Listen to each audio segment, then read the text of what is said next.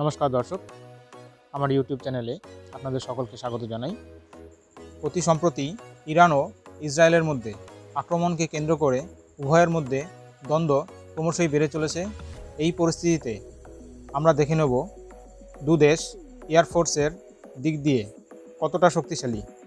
ইরানের বিমান বাহিনীর 37,000 সদস্য রয়েছে, কিন্তু লন্ডনের ইন্টারন্যাশনাল ইনস্টিটিউট ফর স্ট্র্যাটেজিক স্টাডিজের মতানুসারে কয়েক দশকের আন্তর্জাতিক নিষেধাজ্ঞাগুলি ইরানকে সর্বাধুনিক উচ্চ প্রযুক্তিগত সামরিক সরঞ্জাম থেকে বিচ্ছিন্ন রেখেছে।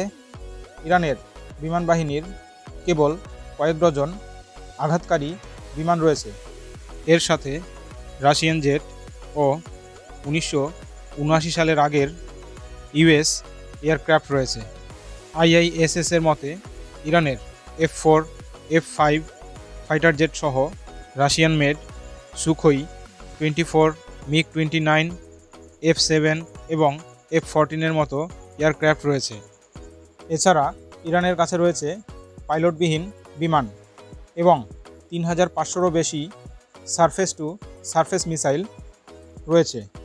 এর সাথে ইরানের কাছে রয়েছে S-300 অ্যান্টি এয়ারক্রাফট সিস্টেম, যা 2016 সালে রাশিয়া প্রদান করে।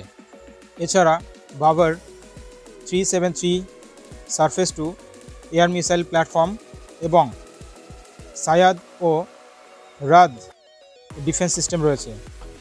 অন্যদিকে ইসরায়েলের কাছে রয়েছে আমেরিকার উন্নত fighter jet F-15, F-16, F-35 Heron pilotless plane, যা প্রায় 30 ঘন্টা উঠতে পারবে। অন্যদিকে রয়েছে অ্যারো 3, যা মহাকাশে ব্যালিস্টিক মিসাইলকে বাধা দিতে সক্ষম। অ্যারো 2, যা কম উচ্চতায় কাজ করে। মধ্যপাল্লার ডেভিড স্লিং, যা ব্যালিস্টিক মিসাইল এবং ক্রুজ মিসাইল বাধা দিতে সক্ষম।